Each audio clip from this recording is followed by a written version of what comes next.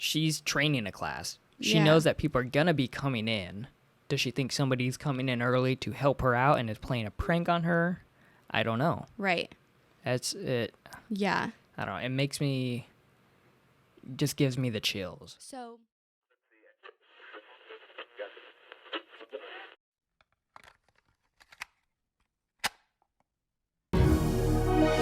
Hello, everybody, and welcome to True Crime Banter, the podcast aimed at bringing you your dose of murder relaxation. So, just sit back, relax,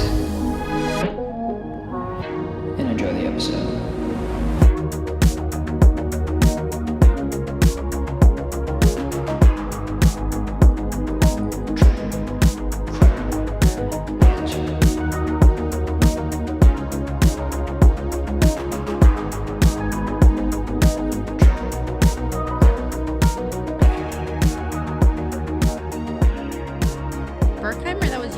Exactly, yeah. And I said I hated it. Let's do it again. That's so rude. That wasn't even my episode. Yeah, no, I know, exactly. Wow. Hello, everybody. Welcome to the True Crime Banter podcast. Hi. My name is... Are we doing this Yes, again? my name is Riley. And I'm Christian. That's Christian over there. She will be covering tonight's case on... Do you have a teaser, or do you just want to give the name? I do. I'm so prepared today, you guys. You don't even know. All right, go right ahead. Here Give us that teaser. This is the sad story of a beautiful woman, mom, and wife whose life was cut way too short. A vital member of her community was going about her day like any other, waking up early to make an impact. She could have never known she was being hunted. Dun, And dun, there it dun. is. Yep. There's the teaser. Thank you. Everybody obviously listening to this already knows the name of the case. Yeah. Missy Bevers. This is a case pretty popular, so I can't wait to get into Yeah. it. But before we do, I've got some banter for you. Oh, you do? Just a bit of banter. Or do you want to do a bit of banter today? You tell me. No, go for it. Oh, okay. All right. It's just a question. Okay. A question that I saw on... Where did I see this? Where did I see this? I can't even remember where I saw this question, but it was like if you found a box that had everything you had ever lost in your life inside of it, what's the first thing you would go to look after or look for? Socks. I've lost so many socks. That's the first thing you would go for, though. Go for? Yeah, like you I mean, know, grab? or like search for it. Grab? Be like, oh, this is a box of my lost things, because I know I've lost. Oh, I thought you meant just like what's the first thing that you would see? Oh, like, yeah, I would probably see so many socks. Like yeah, I have so many cool socks I've lost. Yeah, but what's like basically what's something you've lost that really meant a lot to you? And actually, I know I don't have anything. I don't think. Okay. I'm pretty good at keeping track of my shit. You wouldn't think so, but I've kept a lot of important stuff. I know. Just kidding. No, you're pretty good at it. Yeah, I haven't lost like anything. All right.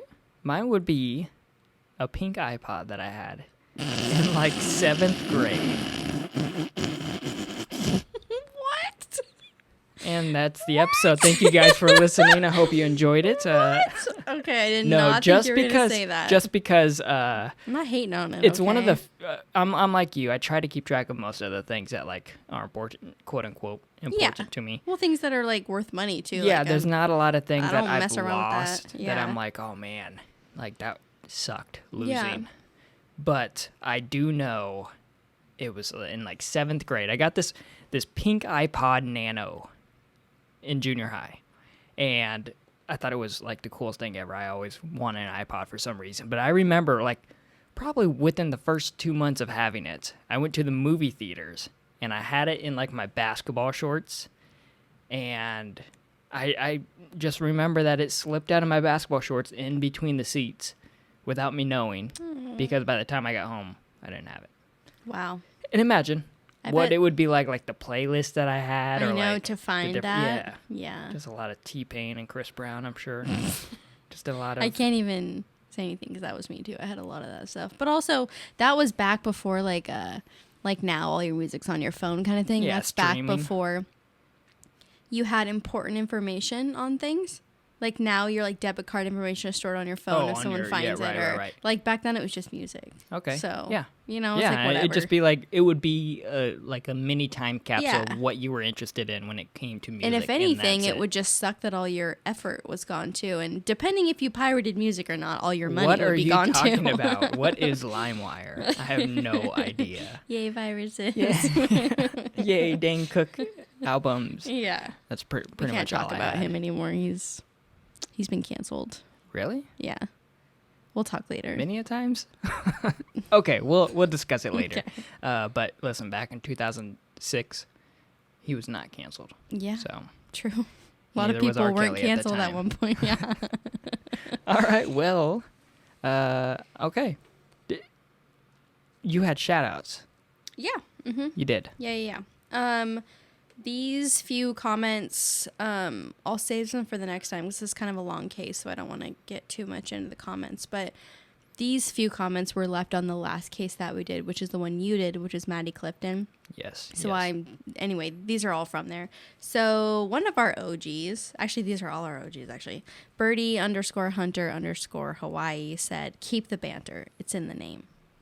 Amen. So we ended up talking about like people complaining. Our last case, we were like, that's probably in response to the fact that I do put like a longer clip now before the case begins. So anybody that wants to skip the banner, you can feel free to skip it. Yeah. And if you're listening right now, you didn't skip it. So I was going to say, then you didn't do that. Good job. And if you're about to, then bye. See ya. And then another OG, Michelle GB Packer fan, said, welcome back. It was so nice to hear your voices in these past 2 episodes. I missed y'all. Both these cases are so devastating. P.S. Don't stop the banter. Oh, yeah, and my parents had a king-size waterbed in the late 1980s. It was deaf the shit. Absolutely. And then the Bree, who was another one that's been around forever. She was actually my friend from high school. She said, what'd she say? She said something like, I didn't write it down because it was just about the waterbed, but it said something like my parents had a waterbed too. It was super cool or something like that. Original with the case. The case that we just covered is super, super, super sad. It's about a young girl that was found dead, whatever, you know. Yep. But go back and listen to it. I don't want to give away too much, but there was the fact that a waterbed played involved. A big part, I guess, in this. And that kind of brought up a lot of memories and like nostalgia for some people. So that was kind of like the talking point. Not that the murder was surrounded less than that, but it was, people really like, whoa, I forgot about waterbed. So that was kind of the topic. The waterbed really didn't play a huge part in the case at all. It could have been a regular bed. Yeah, true. The fact that it was a waterbed just... Yeah. Again, I started that case by asking people to put themselves in almost like that time period or era, and that the waterbed really does it for a lot of people because, as you explained, nostalgia. Yeah. Yeah. Cool. Great. Well, I had a little bit of a banter, but I think I'm going to wait till next time because it's actually a documentary that I wanted to bring up to people that is kind of in this realm of true crime-ish, kind of. Nobody died, but people were like very like harmed. Emotionally, and like it's kind of a long thing, but it's something I'm watching right now, but I'm only halfway through, so maybe I'll just wait till next time and I'll have more to talk about. On the next episode, on next week's episode, come on back, she'll take care of the banter, and we're gonna find out about that documentary that you are teasing us with. What? Sometimes really you get so dramatic. I mean, it's dramatic. I can't. Yeah. Anyway. Sorry. Anyways, how about we get to the case of... let's do it.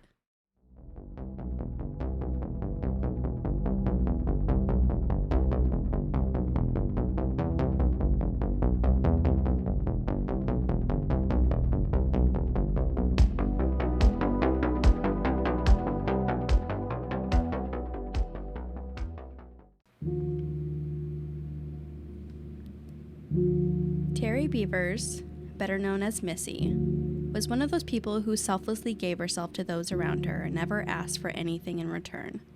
Not only was she a vital part of her hometown church, located in Midlothian, Texas, but she was involved in charity and ran a small workout class called Camp Gladiators, where she was the trainer.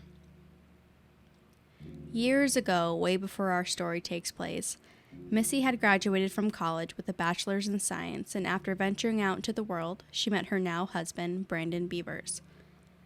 After the two married, Missy found herself wanting to further her education, so she went back to school and got her certificate in special education. Not too long after that, they had their first daughter, and Missy found herself a stay-at-home mom, a whole new calling in life she had been longing for. As the years passed, 2 more daughters joined, and Missy now found herself a stay-at-home mother to 3 young girls. She absolutely loved her little family, but as her girls grew older, she found herself yearning for something more. She had always been a natural giver and felt like she wanted to spread her kindness even further than just her household. This is when she became heavily involved in the fitness community, and she started her training to become a personal trainer for Camp Gladiator. This is exactly where 45-year-old Missy Bevers was on the morning of April 18th, 2016. She had gotten herself up bright and early to be at her local church by 4 a.m. to set up the room she used for her fitness class that would promptly start at 5. It was just another day. Or it was supposed to be. Just after 5 a.m., one of Missy's students pulled up for their class. They walked inside to the assigned room, and what they discovered wasn't anything they could have prepared for.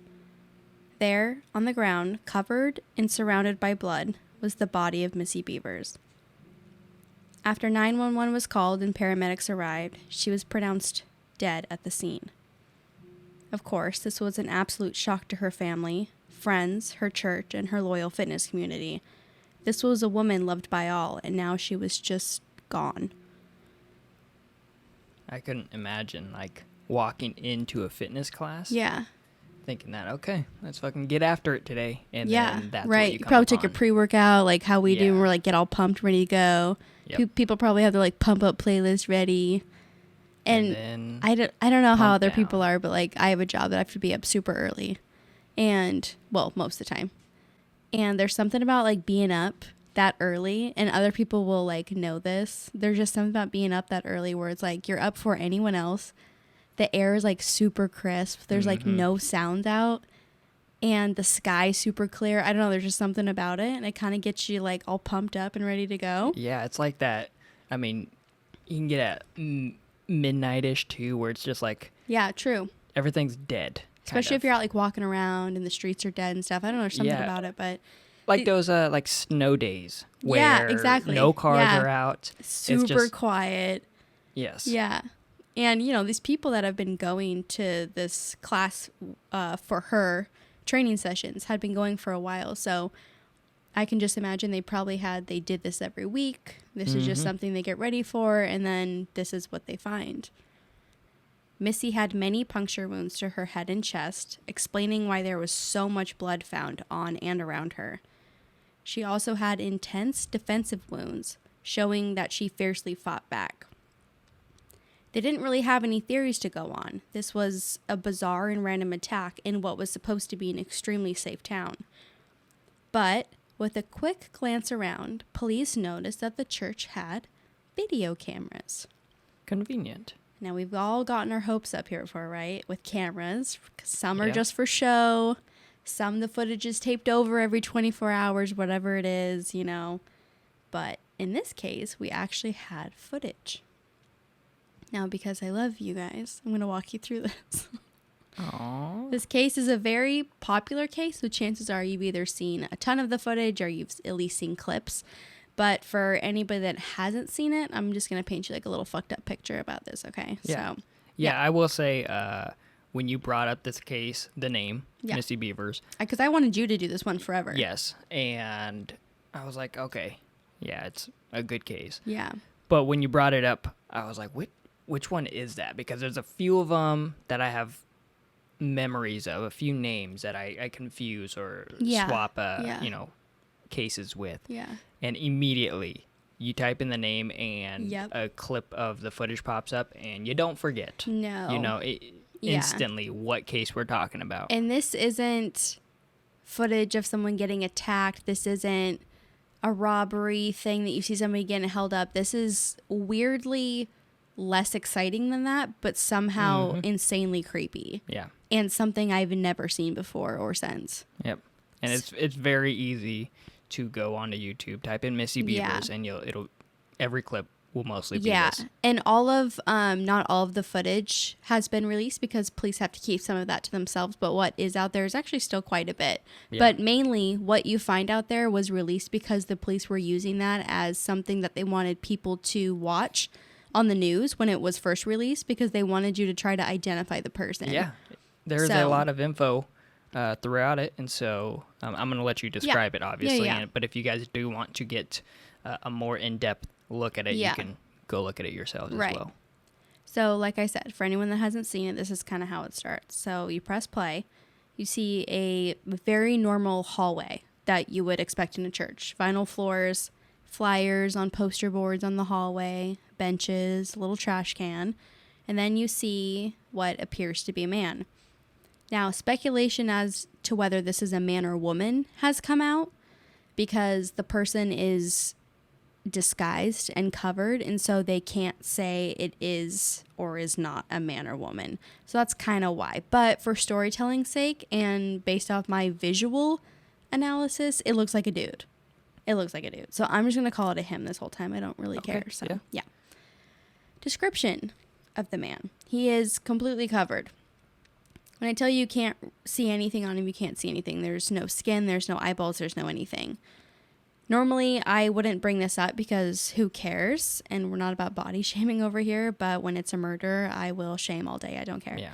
I do want to say real quick that there is a lot of not contention, but like you said, speculation about whether it's a man or a woman. Yeah. The fact that they can't truly identify it is one of the mysteries about the video itself. Right.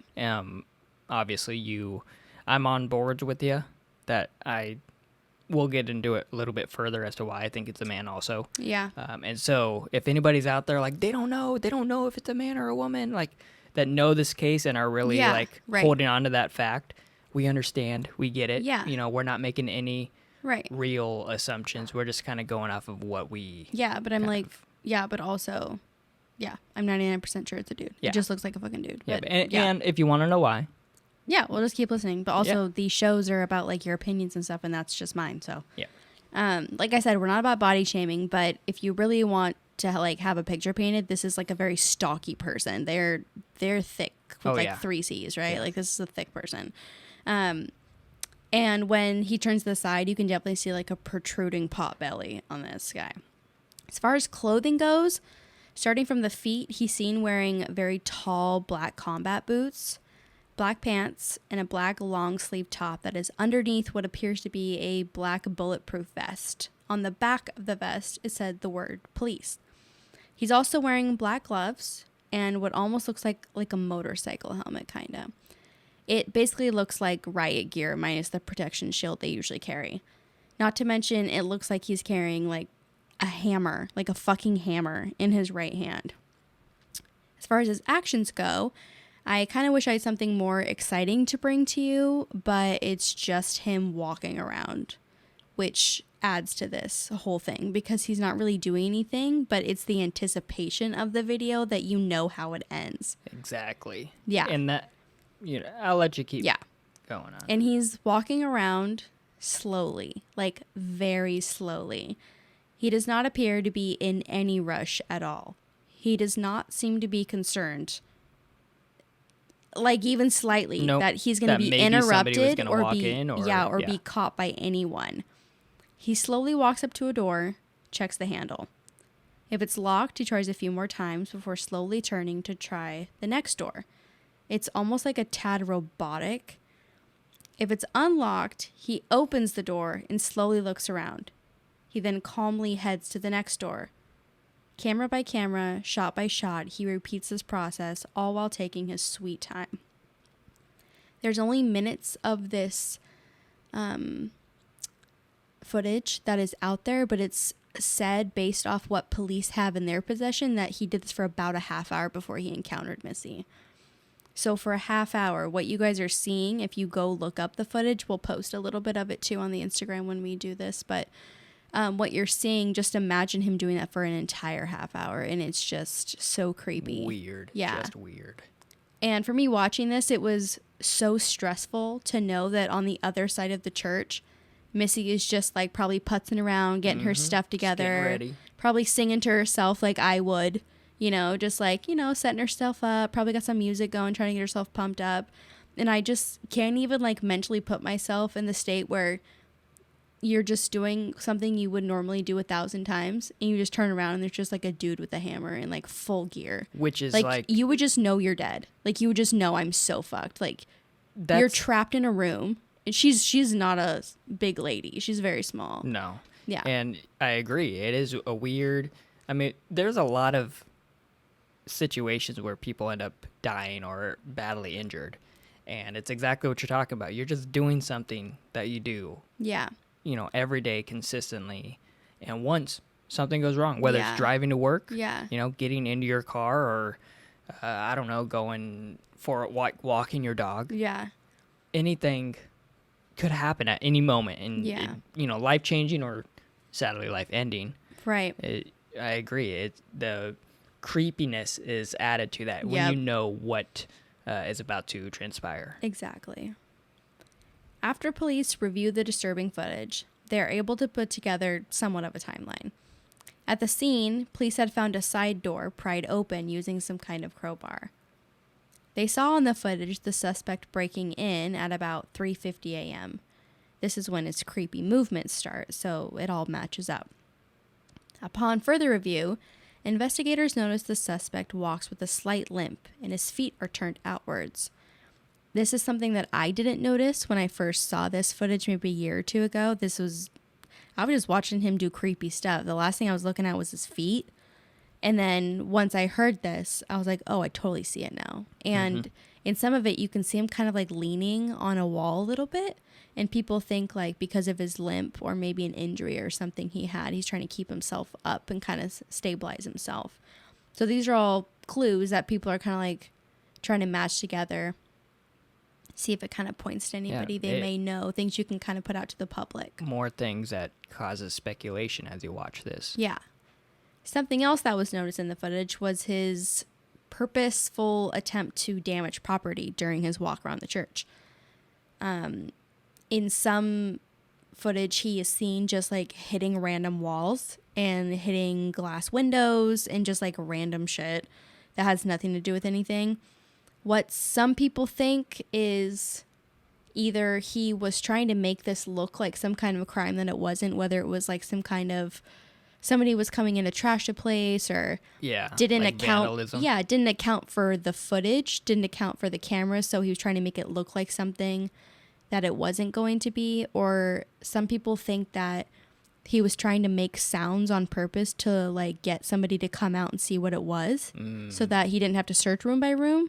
That's kind of where I'm leading, but Well, I mean, if you we're kind of getting into ideas of what could or couldn't have happened, but that's kind of how I'm going to do this when we're going through it, because there's so many things. Go step by step and there's so many these theories because there's so weird. So much of the shit is just like, why would you even do that? Like some things you might understand.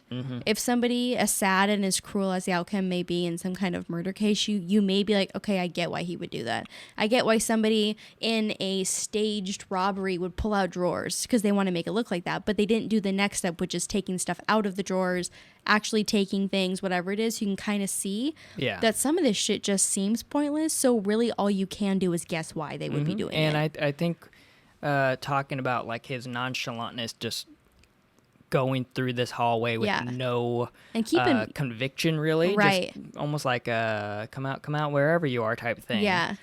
It's either and his one pace is so slow, almost like they're bored. Yeah, exactly. No, that's exactly what it is. That's a great description. If I put myself into a bored intruder's body or mind, maybe you'll be like, I wonder what this does, and just swing the hammer or something, and be like, I want to break that. You've already done step one. And if he's so like mentally out of it and just thinking he has all the time in the world, why not? Yeah. And then now when you talk about hoping somebody steps out to inspect what these noises they're hearing. Yeah. That kind of plays into if they do have an injury or a limp. Yeah. It'd be easier to get the victim to come to you rather than you chasing them. Yeah. You also, I guess, kind of run the risk of hitting something, drawing attention, and the victim is so far away that they have time to get away when they yeah. come out and see you. So there's kind of that too. But something else that was noticed is that he never actually enters any of the rooms of the doors that he's opening, which is something I didn't even think about until I watched this again after hearing it. And I was like, oh yeah, he just kind of opens it and just kind of like looks in it from outside of the doorway and then just keeps going. He doesn't even like step into the room. He just opens it, looks, keeps going. It reminds me, and you're right, because it makes you wonder, is this somebody who knows the church? Yeah. And they know that there's nothing valuable in these rooms. I'm not going to waste my time going into these rooms. Yeah. But the way that he kind of, like you said, kind of jiggles the doors if they're locked a few times. It's like the Scream movies, if people have watched them, where it's like they're hiding inside of a room, and he's just casually walking towards it, looks around for a second, and decides, nope, I don't see anybody. On to the next room. Kind of. Like, in real life, that person, if they know you're in there, they're just going to go in and find you. Yeah, of course, yeah. Investigators also notice that the perpetrator seems to know where he's going. He doesn't seem to aimlessly wander. Like, he seems to know exactly where he's going and what order he wants to go. And he doesn't seem to, like, change his mind in the middle of walking around, like, check where he's going. Be like, oh, wait, I meant to go over here. Or kind of get turned around or look around. Because you know how some places have, like, signs like restroom or main lobby or there's those kinds of things. He wasn't, like, looking around like, oh, maybe I'll try over here. It was just very, like, door by door. He knew where he was going, then eventually made his way over to her room. What were you going to say? I was just going to say that, again, kind of plays into, like, it seems like they know the area. Yeah, and that's police think that this is somebody that has been to the church before. So there's a lot of theories that are going on, but we can get into those. Oh, I'm sure we will. Something that played a big part in this theory was the fact that Missy was a public figure. Not like running for mayor kind of public figure, but she, just like many of us and also small business owners, used social media in a way to get her face out there and keep people in the loop. As we know, this comes with its ups and downs. Many times, people sharing their location or sometimes even where they work or home address has led to crimes of all sorts. Something that I find like kind of eerie too, and kind of one of those like weird, what do you call it? What's the whole like stepping on a butterfly or something? You know what I'm talking about? Change the course of things. Like you just never know how one small thing and something different can play. But all of Missy's workouts before this had been outside. Okay. And there's a little like grassy lot like next to the church, but she had checked the forecast the night previous and saw that it was going to rain. So she last minute posted on Facebook that they were going to do it inside the church that day. And there is like a almost now infamous post from her. I believe it's the same one where it says, if it's raining, we're still training or something like that. Yep. Yeah. Thank you, actually, because I forgot what it was. I was going to bring it up, so I'm glad you remembered. I'm like, I knew it was catchy. I knew it was something, but yeah. So this could be one of those really weird coincidences, or it really could have been someone was like watching, but well, like I said, there's so many ideas on this case. Footage from inside the church wasn't all the police had. The church also had cameras outside as well. What appeared on camera just before the break-in was a light-colored Nissan Altima. On the bumper was a pretty large sticker under the license plate area, but they couldn't make it out what it is. So they couldn't really like advertise, but it is seen to be like an oval shape. Police decided to pull surveillance footage from surrounding businesses in around that same time frame that this car was seen. And hours before the attack had happened, they found what they think is the same car at a local sporting goods store just like right down the road. And it shows the car pulling into the parking lot.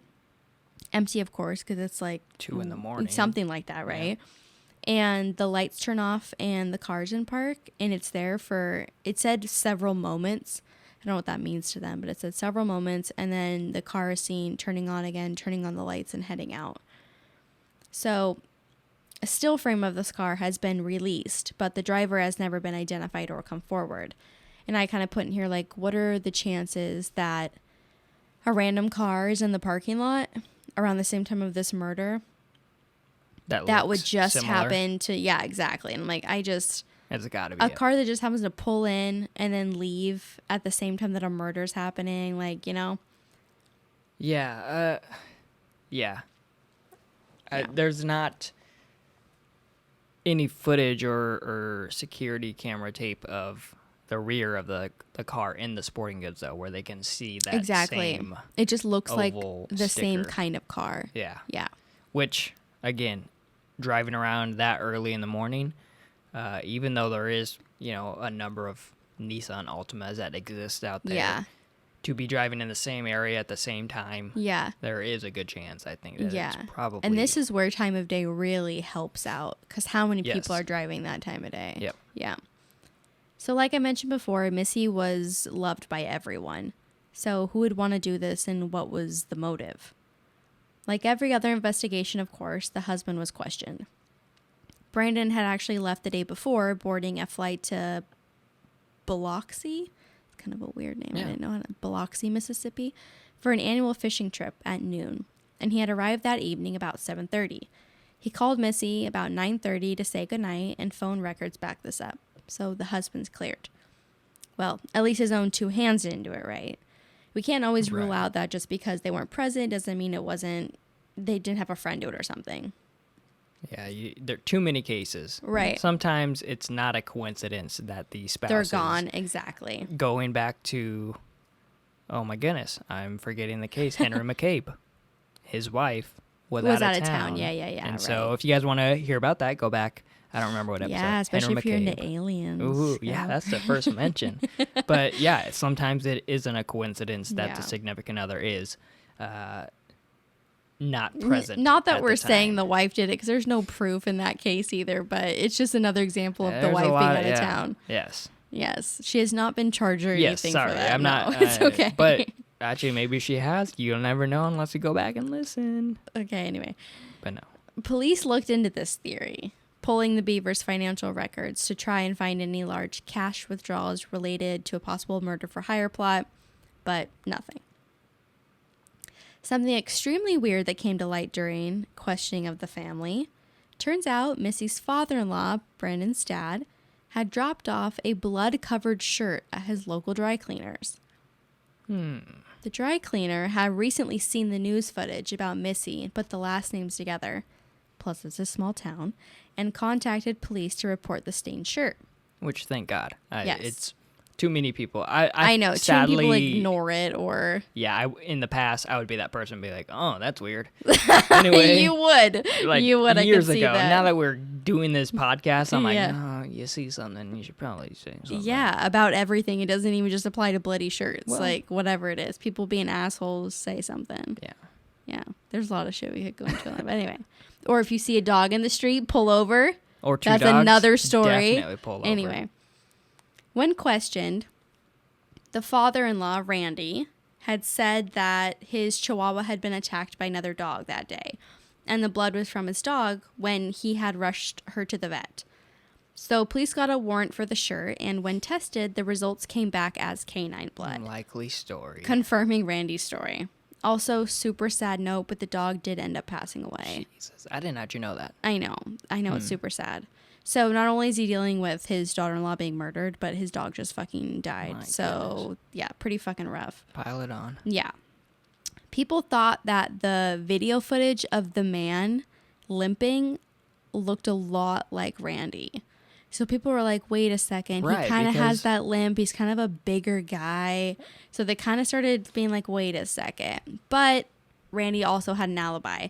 He was in California when Missy was murdered, and he was able to supply pictures and eyewitnesses Corroborate to it. back up. Yeah. Yes. Yeah, which, if I remember correctly, this was like almost one of those situations where everything just fit so well with the father-in-law that Right. he was almost assumed guilty without there ever being Yeah. a chance to be And proven he innocent. did do like kind of one of those like Chris Watts interviews where he's like on his Yeah. front porch kind of thing, you know. But in this case, he was innocent. Yep. But he was very much like, I didn't fucking do this. Let's stop wasting time, kind of thing, you know.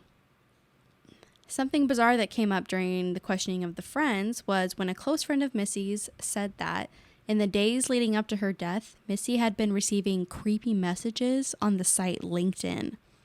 Oh. Police, of course, were very intrigued by this, and after obtaining a warrant for her profile, they were unable to determine the identity of the creepy message sender. But they did find proof that Missy had been exchanging flirtatious and intimate messages with another LinkedIn user. But they couldn't figure out who that was either. So I thought this was really weird that they couldn't figure out who either of them were. I'm like, is LinkedIn really that, like, hard to crack? You're telling me there might be a significant other? Yeah, right. Like so there's one's gonna like be a potentially, yeah, exactly, a potentially like creepy stalker guy, and then one's like a possible affair. So both are motives, and they just couldn't figure out who it was. Identify either I of them. searched high and low for like LinkedIn, Missy Bevers, like all this, and like nothing. It just so those were dead ends too. But something doesn't Missy's sit family, right with that. when all of this came out and the police were like, yeah, we found some stuff on her like nobody knew anything about this. And like her husband was like crushed to find out that she was like doing this with someone else, you know? And there was no proof that she went and met anybody or anything. And I'm not trying to say excuses, but it's still heartbreaking. The messaging alone, yeah, to think that now you're grieving someone, you know, that you had a different idea of. So you're kind of dealing with this like infidelity thing, but also they're gone. It changes your outlook on the person, and you don't have the opportunity to And her make up in-laws, so Brandon's parents were saying like they would have never thought that she would have done something like that, but they did state like we still love her. She's still a person. She wasn't perfect. We're not perfect. But I could see someone being like, you know, fuck that chick or whatever. Like I could see somebody else who isn't as sensitive being like, well, you know, that's what you get, or like something stupid, because people are so evil. In that situation, I'd be like, look at the person. Yeah, right? You know? No, yeah. So, but it was kind of nice that her family was like, listen, she was still a good person, guys. Yeah. Well, good. Yeah. Someone that popped up on the police's radar, this is our final suspect, was a man by the name Bobby Wayne Henry. And I put in here, I said, doesn't he just sound like a serial killer? It's always like those three names. Yeah, always. And they could all be first names. He was a former officer for the Lancaster Police Department, and he happened to attend Mass at the same church that Missy went to. He would have known the layout of the church, and he owned a similar car to the one seen leaving the parking lot on the morning of the murder. He also owned an old SWAT uniform, and he walked with a limp. The Midlothian police searched his house and arrested him in 2017, but not for the murder of Missy. He was in possession of multiple electronic devices that contained images of child pornography. He did, however, have an alibi for where he was during the murder. He was so much taller than the perpetrator was thought to be as well. So he's still a sick piece of shit, and he was arrested, so something was done about the porn charges and stuff, but he didn't kill Missy. Yeah, we're not doing a video version of this, but I was kind of doing like a check mark on my hand. Like, oh, yeah, I know. You got this, check. You got a limp, check. You got the uniform, check. The height, that's one of those things where I'm always like, oh, I guess I could like crouch down, or if you're an officer, you know that they're going to use, you know, comparisons to the doorway and stuff to try to figure out just how tall this person is. Now, I don't know if you mentioned it, they think this person is like from like 5'1" or something to like 5'8", 5'2" to 5'8". Okay. Yep. Which to me is like. They also think that he was wearing shoes that were purposely too big for him to throw off people, but to me that doesn't really make sense because he's not leaving footprints anywhere. No, but I mean, if there is footprints, maybe it makes them taller, because combat boots are going to make you a little bit taller. Right. And then you got a helmet on. Maybe that's why you got that wide range then of heights then maybe. Yeah. But also too, if you go through all of this trouble, and let's just say he is somebody who is familiar with the church, you should know there's cameras. Yes. If this is, because he went through all this trouble to disguise himself, and he's just walking around like willy-nilly. Maybe that's why they're so willy-nilly about it, because they feel confidently that they've disguised themselves enough that even the video cameras aren't. Which they're not wrong, because they don't know who's done it yet. Yeah. I'm just thinking, like, why would you be worried about footprints, but you're not stepping in anything? But I guess, like, there is still, they could be stepped in blood or something, right? Yeah, okay. Or if he was out Footsteps, yeah, leading in. Because If when it's he gonna was be breaking raining, in, they found mud. multiple windows around the door that were broken into, and they think that he did that prior to test if there was an alarm before actually breaking into the church door itself. That makes sense. Yeah. And also, just to get back on track, I don't know if they ever actually ended up charging that officer with the child pornography charges. I should say, not that he was charged, but I don't know if he was ever convicted for it or ever like faced. Because I did some quick research before this, and that was one of the things was like, for some reason he's either still Weird. facing charges or was never. Yeah, I'll look that up because what I saw was that he was, but he I know easily he was could have. charged He for sure. easily could have And he was held in jail had for an like appeal 70 or something. days. Okay, But I'll look that up. But as far as what we do know about this, we know Missy's husband and father-in-law did not have anything to do with this. Missy was in the public eye and let her location be known, which opened her up to potential creeps and dangerous people who wanted to find her alone. Missy had been hiding another part of her life, a part where she was being flirtatious with an unknown man, which doesn't make her a bad person or deserving of any harm, of course. But I'm also very interested to know about the creepy message, what it even said. What does one consider creepy? I don't know if it just said, hey, you're hot, and like he just kept messaging like, hey, you're sexy, hey, let's go out sometime, whatever, and she was like, ew, no, or whatever. how was that workout? Or yeah, Things he like was like, that. I see you and that you look great in purple or whatever. Yeah, And that would be extra creepy. yeah. And then what we don't know, why this man dressed in full riot gear decided to break into a church and murder her, of course. Was this targeted? Was it a crime of opportunity? Because if it wasn't for Missy, who did he think he would find in a church at 4 a.m.? yeah, and we kind of breezed over it, but if this was a happenstance that she was there while he was trying to commit robbery or burglary, he didn't take anything. Exactly. Like we talked And, about it yeah. briefly, but yeah, that's one of the mysterious things about this is that it seems like all this person did was come in, break a bunch of things, not steal anything, and murder Missy Bevers. And not even like break things in the sense that some people do when they're trying to stage a robbery. He just hit the walls with a hammer, randomly smashed like these little baby windows. They weren't even like big windows. And yeah, just like randomly hit a wall with a hammer. It wasn't even like he was smashing up cabinets or breaking dishes or anything. But yeah, so, and you know, that was one of the first things they thought before they found the footage was this was a robbery and she stumbled upon it. But there's no sign of entry before they had found that sign of entry that he came in, right? There was no broken windows near her. There was no anything. So this is all prior to finding the footage. Then on top of that, they had people who worked at the church go through. Nothing was stolen. Her wedding ring was also still in her hand, which was worth quite a bit of money, I guess. And also she had a lot of equipment that she used, like big like stereos, and her iPad was still around her as well. Her iPhone and her iPad were right there. So yeah, so that's another weird, mysterious thing. If you are doing these things to make it look like a robbery, aka hitting the walls, breaking shit, then why wouldn't you take stuff to make it look like it too? At least take her ring. Which is, I mean, we see it a few times here and there where people who try to stage robberies forget to do the biggest thing, and that's steal stuff. Yeah. Something else. But that's what okay, why are you trying to stage it as a robbery? That means you're actually there to harm her. And it could be that he had this whole plan to make it look like something, and then something switched to him or his plan changed and he panicked, and it turned into this whole thing that just doesn't make sense. And at one point it did make sense. Who knows? Maybe he panicked, forgot what he was supposed to be doing. I don't fucking know. Another thing is the riot gear.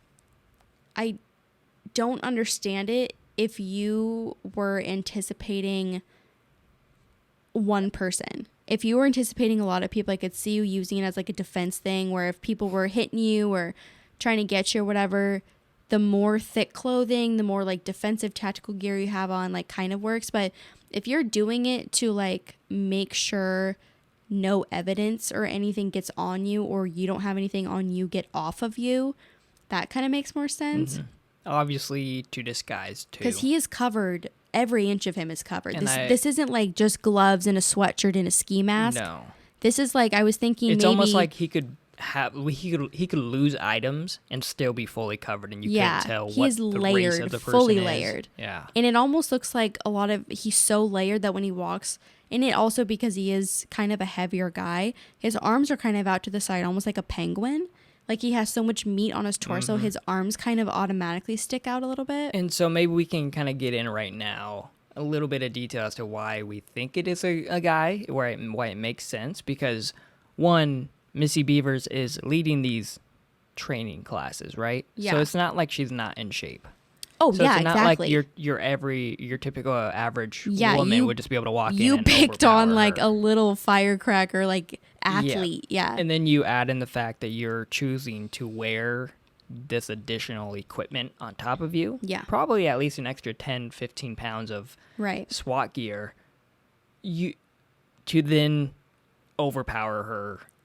That's why I think it is. Yeah. a And he guy. also didn't plan on doing any cardio, not with that limp and how No. he walks like a penguin. Mhm. There's no way he could have outrun or caught up to anybody.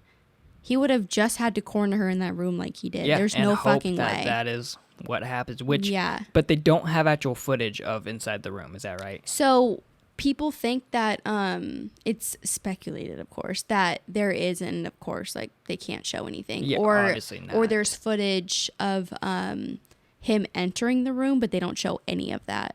What you find online is going to be the same everywhere because nothing even close to the actual interaction between them has been released. Yeah. I got, as you're describing what this person's wearing, I got kind of like goosebumps or chills because I'm imagining one being in 5 a.m., 4 a.m. in a church, and you come across a person wearing that. No, I know. Because I'm wondering, are they trying to disguise themselves as police?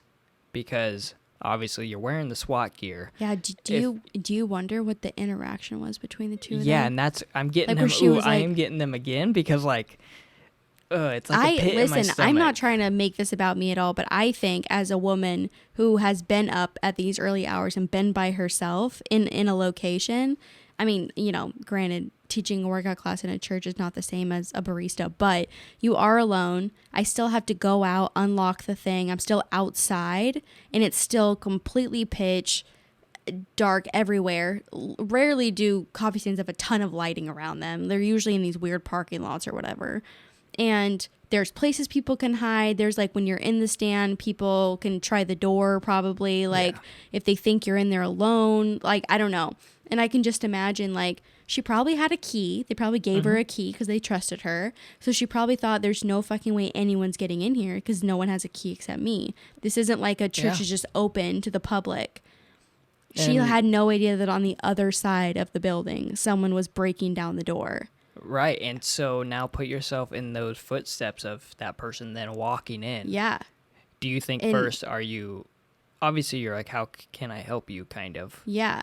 And Or like, what is this? Or like, what are you doing? Or like, are which- you the police? Like, I feel like my first thing would be I would be so innocent about it. I'd be like, is something wrong? Like, I would almost think you're here because something bad happened. Like, you're here to get me out of here because something happened and you need me to get out of the building. I don't know. Like, and you at would what just point do never you- expect somebody bad to be wearing that. Exactly, and that's Yeah. where I'm wondering, were you using it as a way to, if somebody were to step out and say, what is this racket going on? What's being smashed out here? Yeah. And then they see you, do they not panic and run? Right. But maybe Yeah, true. go to you for almost guidance, kind Yeah. of, and Kind of like in a weird way, like when people used to like put lights on their cars to pretend to be cops back in the day, like pull Yeah. you over. You think, oh, there's no way this person is going to hurt me. They're on the side of Yeah. the good people or whatever. yeah, and then it makes me feel a little bit better that she's not immediately probably afraid. She's not.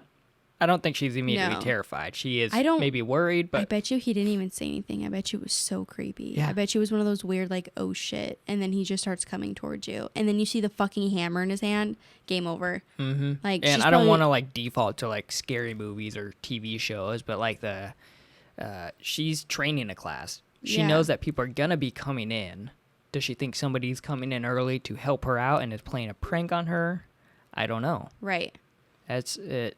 Yeah. I don't know. It makes me just gives me the chills. So I brought this case up to my dad last weekend because he was an avid listener, but he's works so much and he's not really like an audio guy. Like he's more like a visual guy, you know? And I mean, YouTube videos, yeah, kind of, but he's more like he likes to like sit down and watch like a movie kind of thing. So he hasn't really been listening to a lot of them lately, which is totally fine. But I almost kind of like it better because then I can sit down and tell it to him. And I'll be like, listen, I know you're not going to like listen to this episode, so I'm just going to tell you all about it right now. Like while we're having dinner or whatever, like I kind of love the storytelling part of it. And it's kind of nice because instead of being like, hey, just go listen, I can be like, just let me tell you everything right now. And I brought this up to him. And first of all, I did not know that my grandma lives in Midlothian, Texas. So I didn't even realize that she lives there. So it's just kind of random. But so that's his mom. But then his idea or his theory, I guess, at the end of it. And I said, I was like, oh, I might want to bring that up. But he said that this person almost sounds like they have that weird, like, how do I say this, like sense of like vigilante kind of thing. He goes, I wonder if it's somebody that like was like rejected or like as a cop or wanted to do something like that, and this is their version of like getting back. Yeah. And he goes, what if like that area had like a rampant, not like rampant, but what if like they had like a homeless issue or people were breaking into buildings and stuff, and he was hoping to like stumble upon somebody who was doing something bad in the church. It was like almost an excuse to like do something bad to somebody. And I was like, I guess, like, I didn't think about that. He goes, yeah, like if that area, he goes, I don't know what the crime rate is there. He said, but if there's homeless issues and stuff, it might seem like an easy target. And if we don't know if that church has had these issues before, if he broke in to just like hope he stumbles across somebody like as an excuse, and no one's going to miss a homeless person. That sounds bad. But you know, they're more likely to be victims. That's not a bad idea. Yeah. But then, I read that it's actually one of the safest places ever. And so I'm like, oh, maybe not. Right, yeah.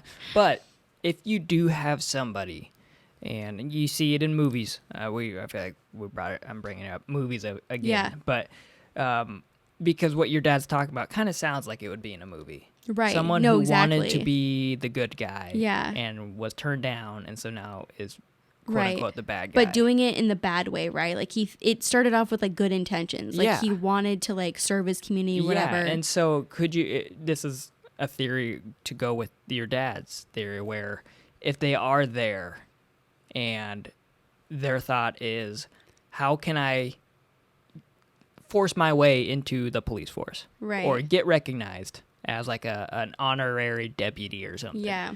If I play the part, I'm in the church, do what you did, make it look like things were going crazy and someone was breaking in. Yeah. But you're just randomly breaking things.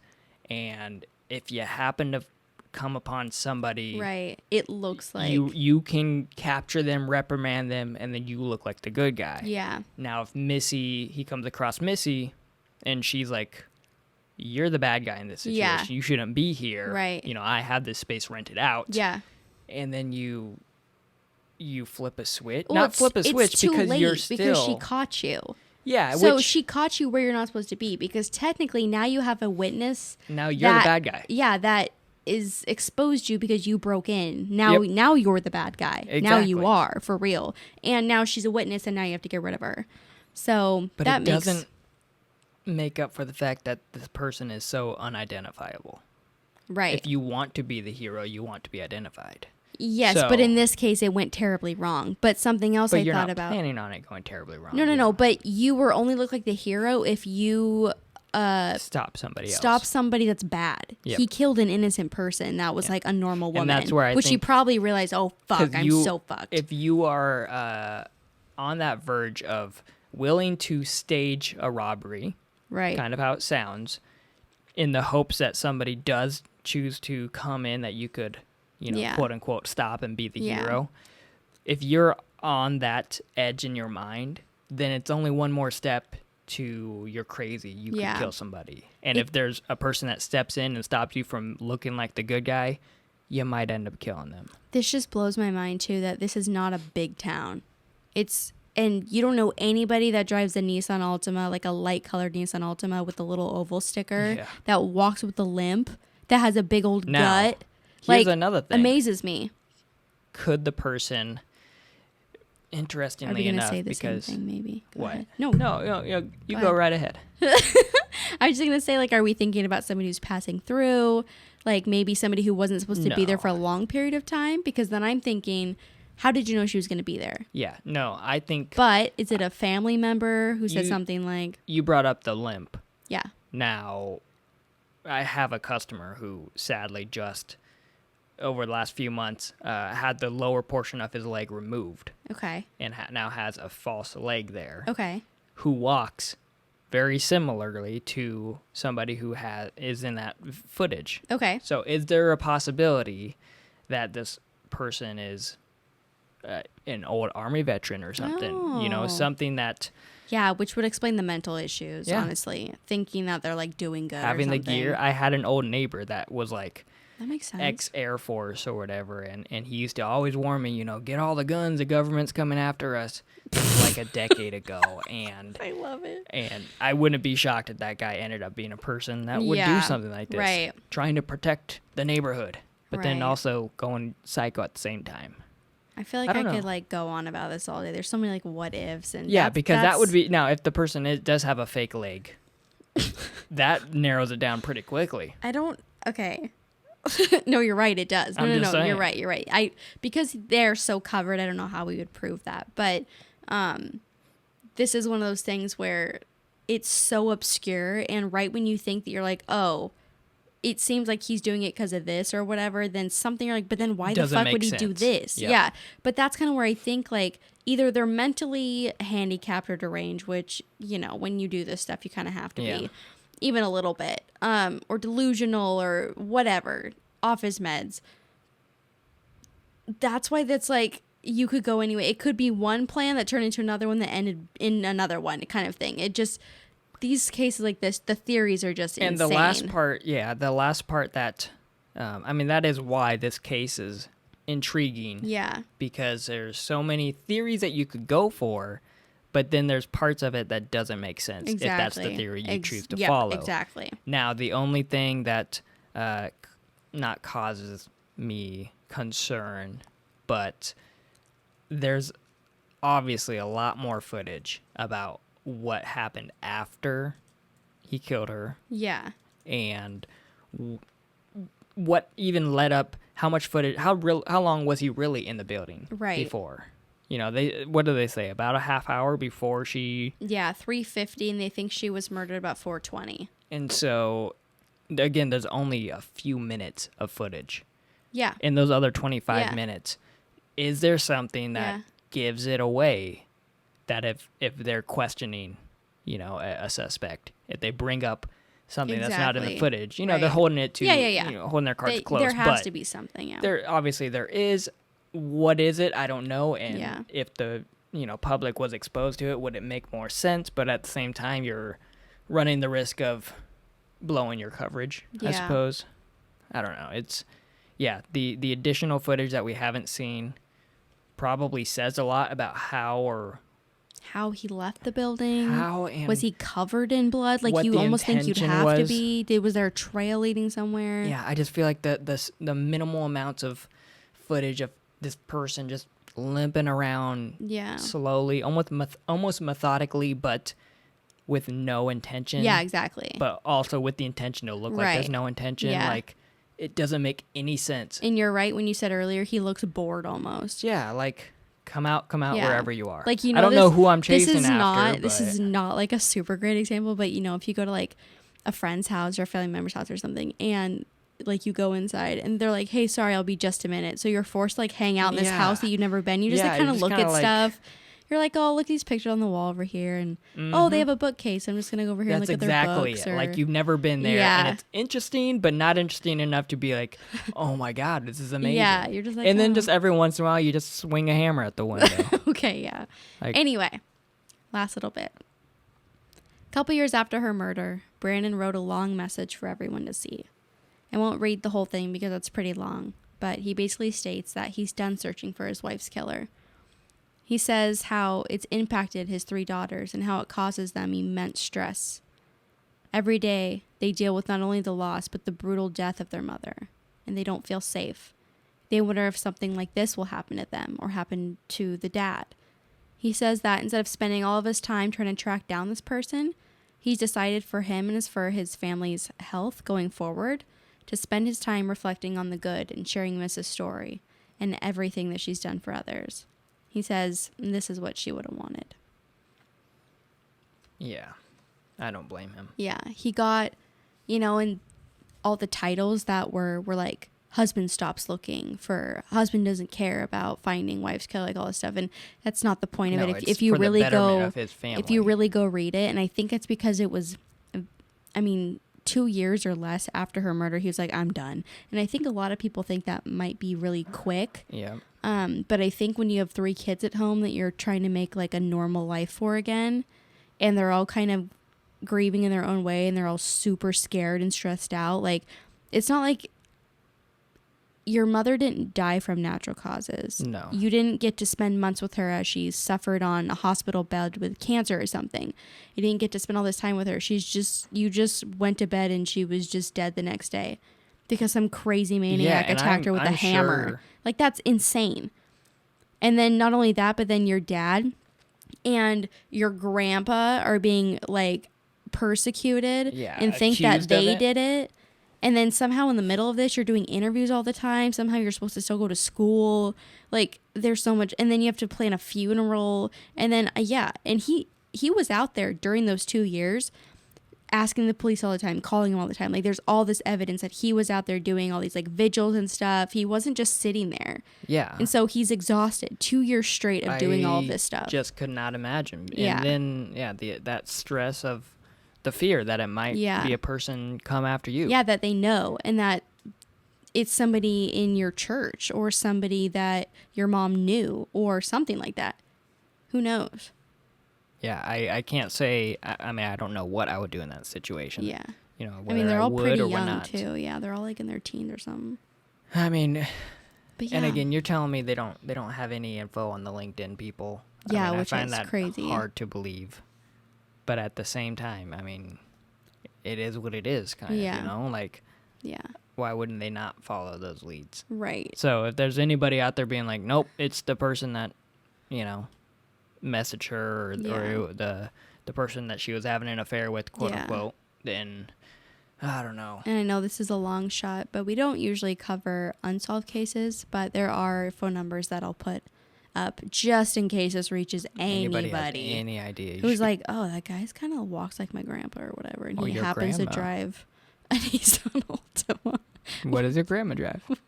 I don't know, but it's not a Nissan This is awkward. Are we about to stop? No, I don't know. Well, anyway, as weird as it is to say, every single time. Thank you, and you're welcome. Thank you. This is a case. Once you guys watch the footage, and obviously as we've discussed it now, you will not forget the case. The moment you see that the security footage, it always comes back to me. It's so creepy, yeah. And if you haven't seen already, like, good luck. Also, True Crime Garage did a really good coverage on this. Yeah, that was a long time ago. Yeah, they did it a super long time ago. I mean, this case was 2016, so yeah. I mean, but I think that was like before we started even lady palling it. Yeah. I was like, no one knows what 4.5, 5 years ago that they covered it. So yeah, and we're only 6 years past this all happening. So. Yeah, true. Weird. I know. Weird. Well, again, thank you. If you guys have any theories as to what might have happened, or if there's any information out there that maybe we didn't touch on, because there's obviously a lot of theories out there, and I don't want to say information that like we didn't cover, but I mean theories that we didn't cover.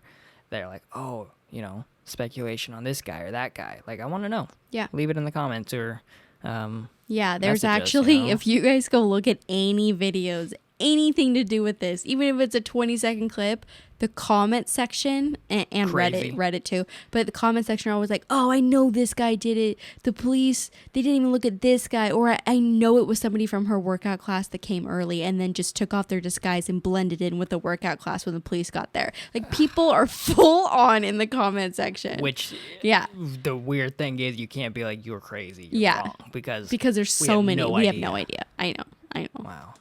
Anyway. All right. Well, thank you for covering that. If you guys enjoyed it, again, leave a rating on Spotify. Go to Apple Podcasts, ratings, reviews, and follow us on Instagram. Say send us something. messages. Do a little thumbs up and I'm say giving something up nice. on you. And I'll say something nice to you. That's right. You always do. Tracy's. All right. Well, this has been another episode of the True Crime Banter podcast, and we will talk to you guys next time. Catch you on the flippity flip. Adios.